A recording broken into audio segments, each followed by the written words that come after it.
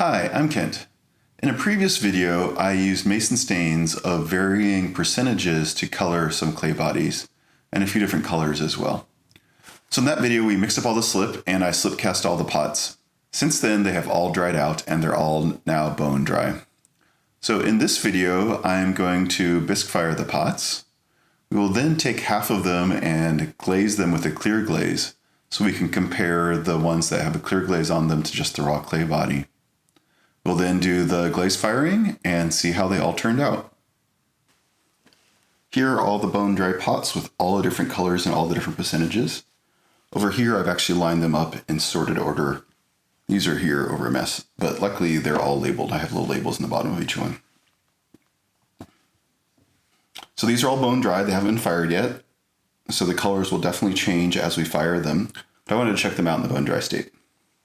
So here's a pot with no color. 1% yellow, 2% yellow, 4% yellow, and hiding here on the side is 4%. There's subtle color variation that definitely changes.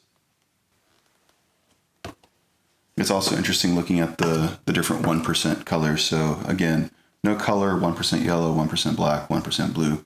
These are all very faint. I'm not too sure I could tell that this one was the black one if I didn't have a label in it. All right, same thing, blue from 0 to 8%. So 0% no color, 1% blue, 2% blue, 4% blue, 8% blue. The 8% blue is looking pretty blue at this point. And then finally black.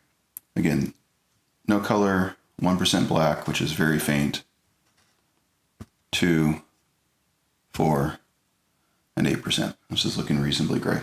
All right, next stop for all of these is the kiln for a bisque fire. All of the pots came out of the bisque fire just fine. This group here is the 1%. Here's the group of 2%. 4%, these are actually starting to look like color, and the 8%. The yellow really looks like yellow, the black's really black.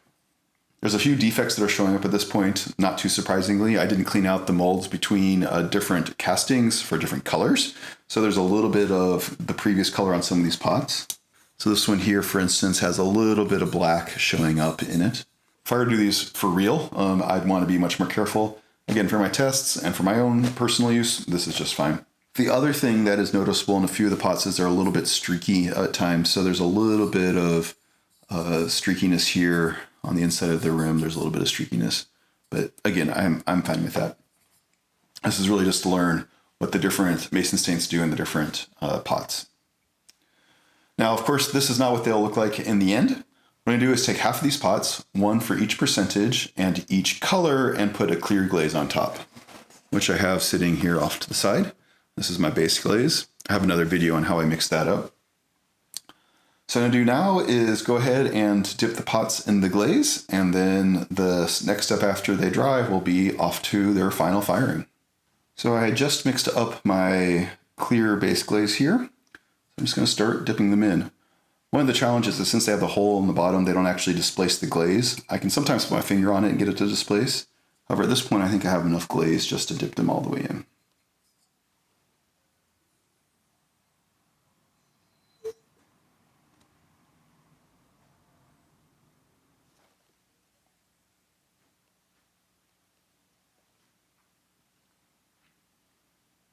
One of the things I really like about this base glaze is it applies really nicely. It gets really sucked into the clay really, really fast.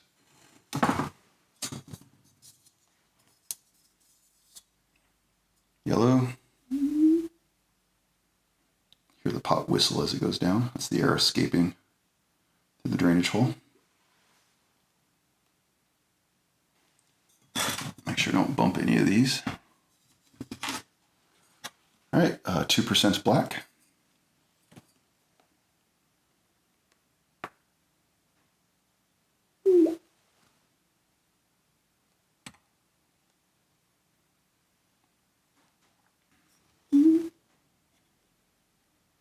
Almost lost it.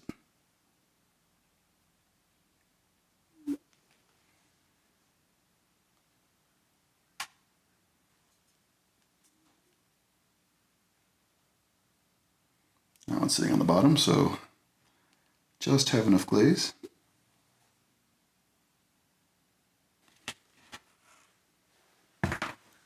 All right, set these off to the side and go get the next batch.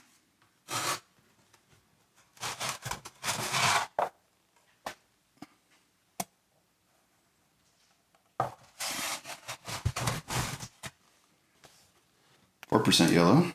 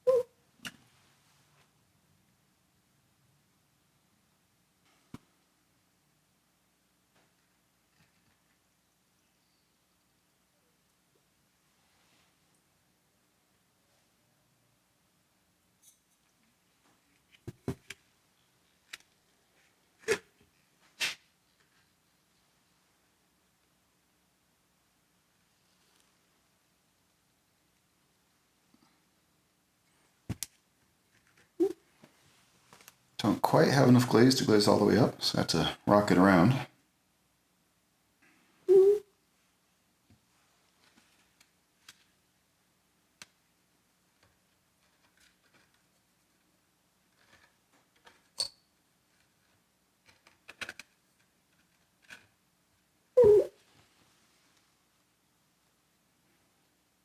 And then last but not least, this will just be glazed clear, and that one will just be raw.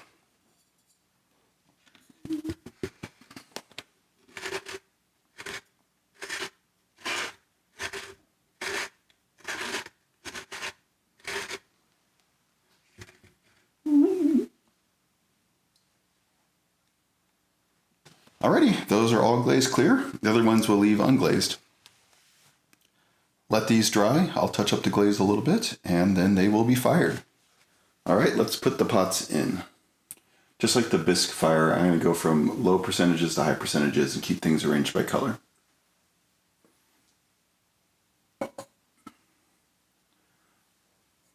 So this is the unglazed black, 1%, and the glazed black, unglazed blue, glazed blue, unglazed yellow, and the glazed yellow. Okay, those are all the 1%. Now we'll do the 2s. So the unglazed black, the glazed black, the unglazed blue, the glazed blue,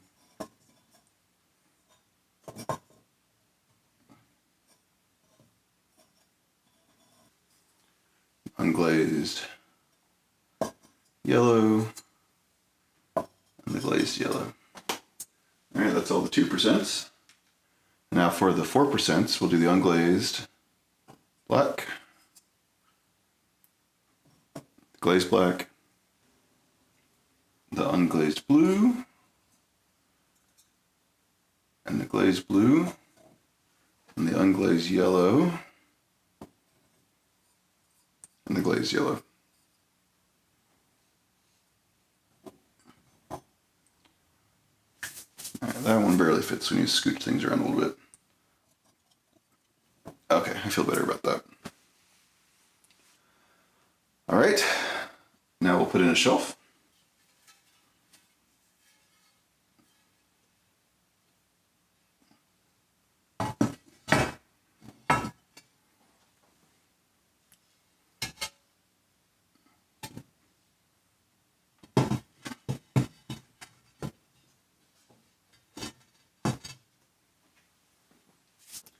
All right, so on this shelf we'll put the 8% glazed black, unglazed, the blue, and the yellow.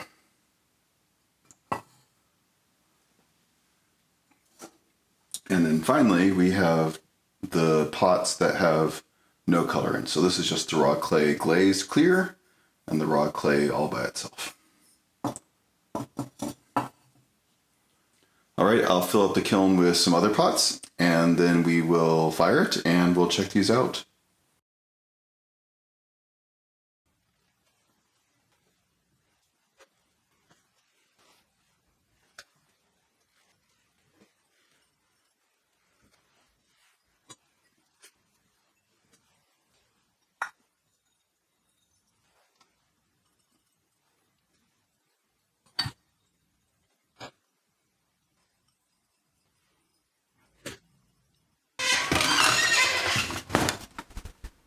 Okay, here are the final results of the grand experiment. This is 26 pots altogether.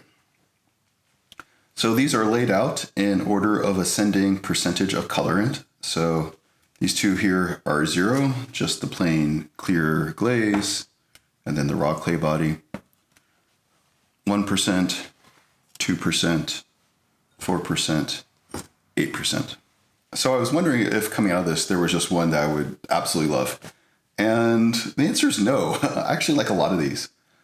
I haven't done many pots with just the raw clay body. I'm not sure how I feel about that. I think for a mug, it's too rough. I probably have to work on finishing the surface better of the pot. But these are all planters, so you would never actually handle them, or you'd only handle them very rarely. Versus the effect of the glaze, just kind of smoothing everything out. When I was casting the 1%, it looked like there was barely any color in there. It was actually really hard to tell apart. But now that they've all been fired, there's a reasonable amount here. I think it works pretty well. So even the 2% are pretty strongly colored, especially compared to the original clay. The 4% are pretty strong, and by the time we're at the 8%, there's really solid color in here. So I think overall, I am probably least fan of the golden yellow. I mean, it's not a bad color. I think it's just not my color palette. So what I might do is mix the yellow in with a different color and see if I can come up with like a green or maybe a darker yellow. I'm not sure. Some of these, the glaze was applied a little bit thick. I think that actually works pretty cool. A few of these, I didn't mix the slip up very well. So a few of these I didn't mix up very well, and there's some streaks in the clay body itself. I think I want to explore marbling, and I would then do that intentionally as opposed to kind of accidentally. A few of them, like this one, actually has, I don't know if you can see it, but there's little specks of the mason stain that didn't get mixed in. So it's little specks. That's a little bit more interesting of an effect. I don't know how I would do that on purpose. And as I mentioned earlier, some of these had leftover slip from the previous casting. So this one had 4% black. So it would actually been this one over here that I cast previously. I didn't clean out the mold all the way, and then I put the 8% on top of it. And that's an interesting effect as well. I think in general, applying some slip to the molds and then putting a second slip on top of it could be really interesting. So I'm going to rearrange these so we can do some more side-by-side comparisons.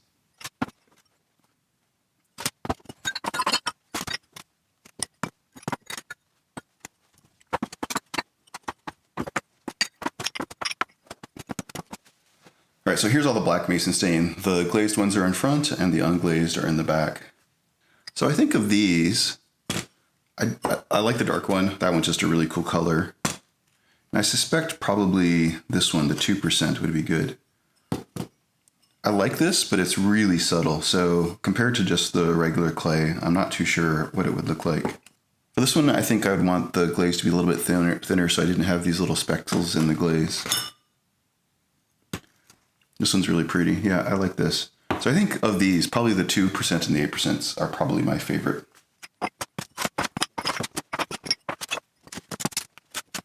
All right, same thing. The glazed ones are in front and the unglazed are in the back. This is a really solid blue. I guess by itself it'd be really interesting.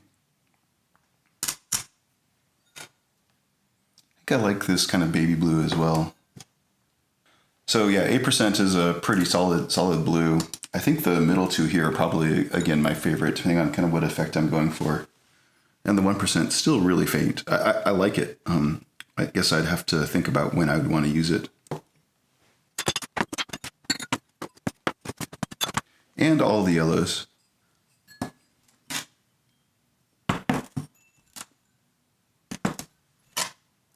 There's much subtler color variation between these. You can tell, but it's not nearly as pronounced, I think, as the other colors. So like the difference between these two, it's there, but it doesn't really, like, I guess, hit you over the head. I think this one's my least favorite. I don't like the glaze on top of the yellow. This one's very bold. I think it's pretty cool for the right application.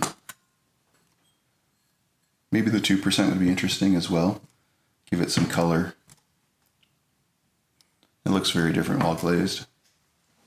So I wasn't sure about the unglazed ones when I started this out, but I like this matte finish.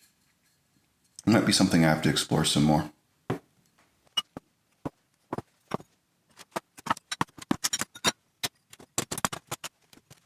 Yeah, so all of these, I think these here are my favorites up front. Very pale blue, which is only 1%. The 2% blue, which gives it a nice subtle effect. This is the 8% black. This is just this nice charcoal color. I think if I burnish the outside, it would be really cool. And then the 2% black. Raw clay for comparison. Probably second place would be maybe the 8% blue, which is hanging here off to the side. I suspect my problem with the yellow is actually just the yellow color. Maybe I just need to pick a different color of mason stain to try out. All right, next up for all these will be dirt and succulents. I hope you found that interesting. It was definitely an experiment for me. I thought it was really cool to try all this out. It took a while to actually go from all the way to the beginning to the end. I will definitely be using these mason stains in my clay bodies in the future. Maybe try putting some other glazes on top of them instead of just the clear and seeing what happens. And definitely trying some marbled applications. I hope you found that interesting. If you have any questions about any of the steps in this process, I'd be happy to answer them. Please leave a comment below. And thanks.